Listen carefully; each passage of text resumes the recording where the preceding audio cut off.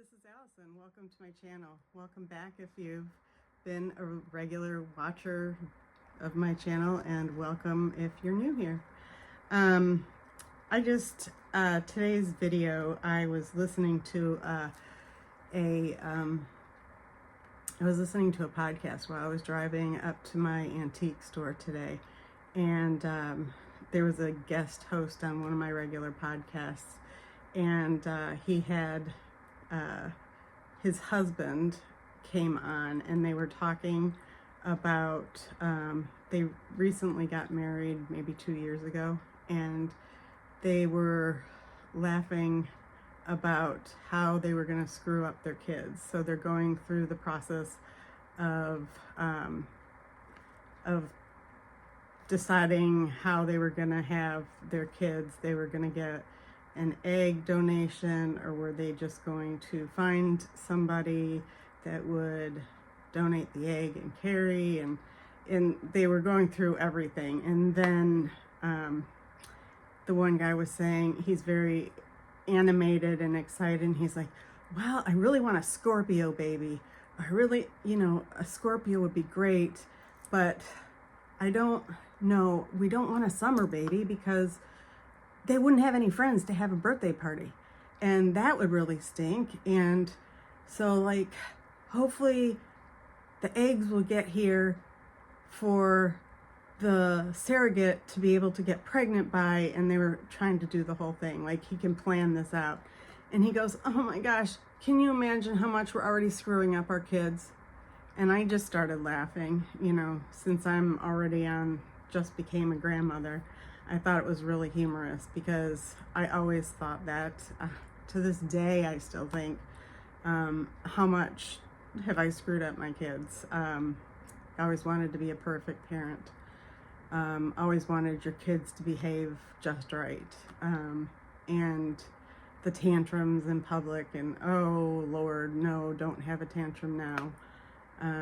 You always wanted to look pretty, and I had 3 girls, so look pretty, hair done. And yet I still wanted them to have a great childhood. And I've told you before how I suffered from depression, and I always worried about them, having the effect of me not always being fully present, emotionally present. But it always was in the back of my head, and it still is now that they're adults. My oldest just had a baby in February, and my middle child is due to have a baby in October. She's actually due on my baby's birthday, my youngest birthday. So that's kind of funny, but it's just been kind of fun now, because today I came home from the store and they were just getting ready to go into the pool. And my relationship with the girls has been a little strained, and I don't even know why, and that's for another video. But anyways, I went and I jumped in my bathing suit. Now, I haven't been in the pool for, I think this is my 3rd summer. So this is the first time in 3 summers, but I wanted to get out there because I got to see the baby go in the pool. And I was so excited. And it was kind of like that first time when we took our kids in the pool. And I just remember it like it was yesterday.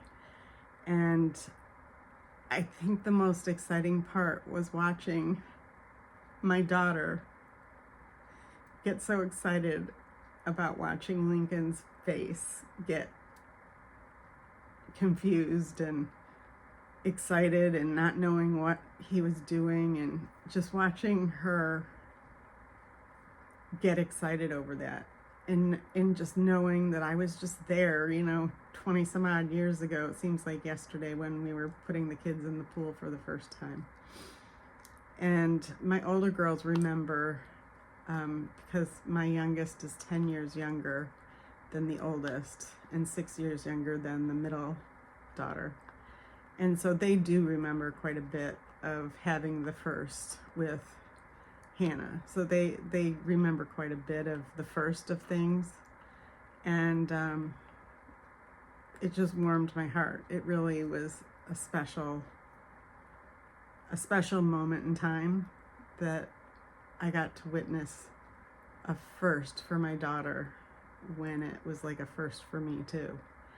And I thought I was going to be excited to see the baby get in the pool, but what I realized was I was actually more excited when I saw the excitement in my daughter's face, because that's how I felt. And all those years of worrying about how my kids were going to turn out, and trust me, we've had our trials and tribulations. Each child brings with them their own uniqueness, and we've had our own ups and downs and ins and outs, and you're always worried how things are going to play out, because nobody ever knows what tomorrow brings. But seeing that just made it full circle for me, and I realized whatever role I had to play in it, it just brought me joy to see her. And listening to the guys on the radio today talk about how they think they're going to screw up their kids. We're all going to screw up our kids. I mean, who hasn't blamed their parents for something? I know I have. We all have something that we're harboring, but when I craft in my craft room here behind me, I have a TV on, and just for the noise in the background, and I usually have on either Hazel from the 1950s or Leave It to Beaver, something I don't have to watch. Like, I don't have to know what's going on, and it shows that I remember as a kid. And it's just the innocence of childhood. And I have this book, and so I thought my video today would be me reading a book, because it just fits. And it's called, I used to be a first grade teacher, so I'm gonna see if I could aim this down a little bit, and I'm gonna read you a book. And it's called Everything I Need to Know About Family I Learned in a Little Golden Book. And I have some things marked off in here because it really struck a chord today. Ah, the perfect family. Everybody wants one.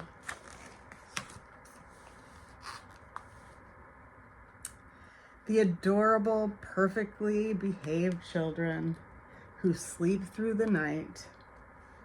My kids did do good sleeping. The perfect house to put them all in. The dreams we had as kids, right? So you search until you find your prince or princess. This may take a while.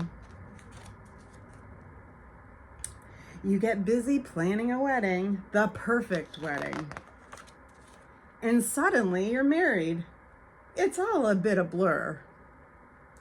You get even busier making your house a home. And then one day you wake up and think, how did this all happen? There are years in there that I don't recall. You're not playing house anymore. You're in the trenches. Don't panic. Just don't panic. You can do this. And let's face it, you've got no choice but to just jump in. Just make sure to never run out of diapers. And hey, if you do, just get a cloth. Hang on to that couple time, because you need each other. And let the kids help. Family life does bring some challenges. You may have the occasional moment when you wonder what you were thinking when you chose your perfect spouse. That's okay too. Yes, I've been married 36 years, and you wonder, you look and you say, wow, I'm so blessed But there are some days that I just want to wring his neck. But that's only a few days compared to the 36 years. You try so hard to teach your kids to behave.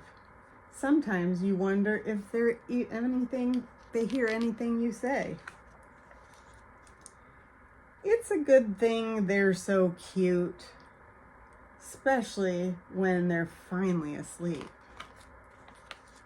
There's no perfect family, despite what people may want you to think. And families don't have to be all of a kind. Family life is made up of moments, big and small. Moments that bind us over time. Moments that are happy times and first times.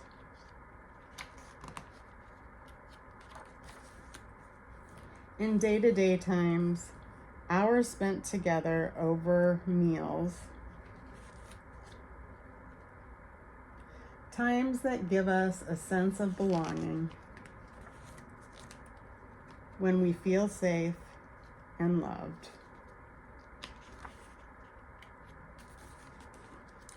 Our siblings are our first playmates, our original co-conspirators, the ones who knew us when. Now, I never thought my two older ones would get along, but they have finally gotten to that point now in their 20s, 30s. They're both, one has a child, one is going to have a child, and they have a lot in common, and they really do get along quite well now. Grandparents, aunts, and uncles give us a fuller sense of ourselves and who we can be. We may not always feel that our family understands us, though. Luckily, our pets do. We hope and dream for our children.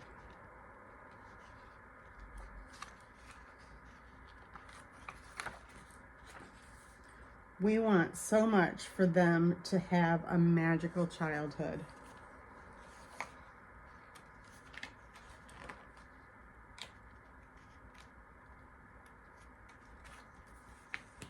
Sometimes we wonder if we can measure up to the parents we should be.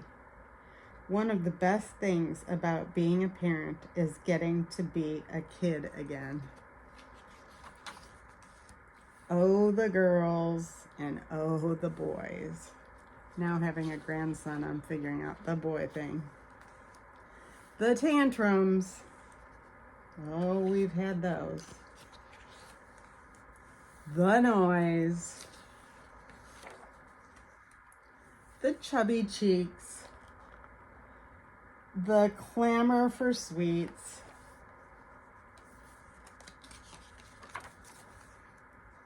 Every family knows that the first day of kindergarten, the sound of a giggly baby, and all those baby things. Remember those long car trips and the vacations when it rained every day? We all make our own happy traditions, and we anticipate each year and remember all of our lives. Traditions that bring us together from across the miles. Days and nights turn into months and years together. And soon the kids are heading out on their own.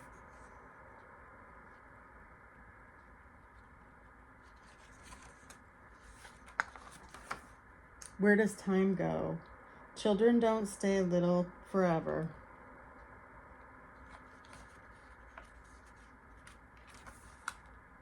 So let's enjoy reading their favorite books for the millionth time and let kids be kids. Let's stick together.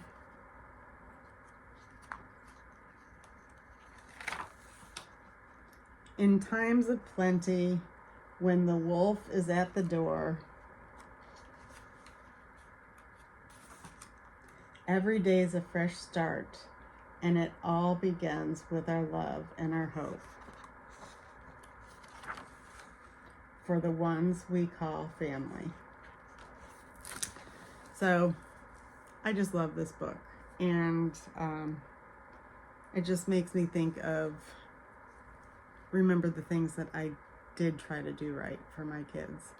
And when I see them starting their families, and wanting to do some of the things that we did while they were growing up, is a lot of fun. So my dad used to always do pumpkin carving with us, and then when he moved to Texas, he would do it with my girls, and we would carve pumpkins on Halloween. And after he passed away, we still did it, and it'll be fun to see if we do it this year with 2 babies, because we did it when they were babies. And anyways, what fun family traditions have you done for your family? We like to go look at Christmas lights. I think everybody likes to do that, but we would pile in the car and go and put on music, songs, and stop at Starbucks and pay the hefty fee for Starbucks, but now we make our own hot chocolate and take it with us, and go to look at all the fun lights and see what we can see every Christmas time. But these are just some of the little things that we do, and now they do with their families. But that's it for today. I just had some good memories, and trying to realize that I've done the best I can with what I've had, and my husband and I are just starting to enjoy our lives together, as almost empty nesters. So keep going, guys. I'm not going to give up, so you can't give up. Thanks. Hit the like and subscribe button, because it really does help my channel grow. I appreciate each and every one of you. Bye.